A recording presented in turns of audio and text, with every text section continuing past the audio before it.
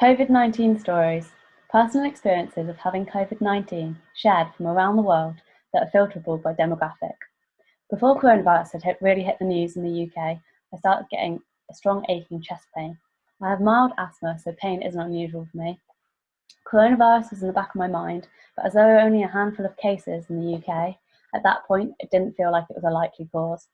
Later in the week, my symptoms intensified, and I also had a sudden hacking cough.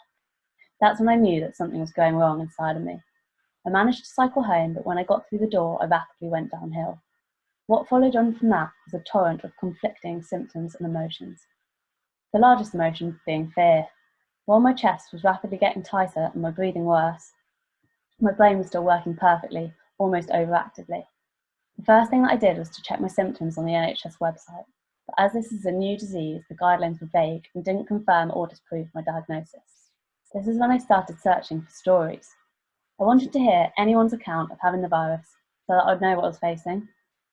It would have been invaluable to me to have advice from people of my demographic, and they could have reassured me that you can beat the disease while having asthma. This thought is what led to the creation of COVID-19 Stories. COVID-19 Stories fills that gap as a social enterprise dedicated to collating personal, relatable accounts from people around the world. Our website will allow users to filter stories by demographic and medical condition so that they can access information specific to their needs. With over 100 users a day since yesterday, we are confident that COVID-19 Stories will be the go-to community for sharing stories and supporting patients globally. So please go to our website, www.covid19stories.co, to find out more. Let's share our personal experiences and fight coronavirus together.